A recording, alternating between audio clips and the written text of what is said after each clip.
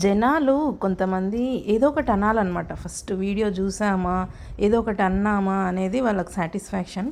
Full video కూడా చూడరనమాట. Just కొంచెం open చేసి ఏదో ఒకటి అనేస్తే వాళ్ళకి చాలా చాలా హ్యాపీగా ఆ రోజు కడుపు నిండా ఉంటుంది.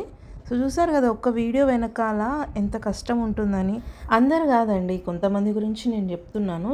ఎందుకో ఏమో వాళ్ళ మైండ్ అంతా నెగిటివిటీ. చూసారు కదా అన్నీ అరేంజ్ చేసుకోవాలి, ప్లస్ మళ్ళీ ఏదో మర్చిపోతే వెనక్కి వెళ్ళాలి అంటే అసలు కాన్సెప్ట్ కోసము మనం పూలు ఇవన్నీ అరేంజ్ చేసుకోవాలా, లేదంటే లైటింగ్ కెమెరా ఇది అరేంజ్ చేసుకోవాలో తెలియదు. 1 minute రీల్ కోసం అసలు ఎంత టైం వేస్ట్ అయిపోతుందో.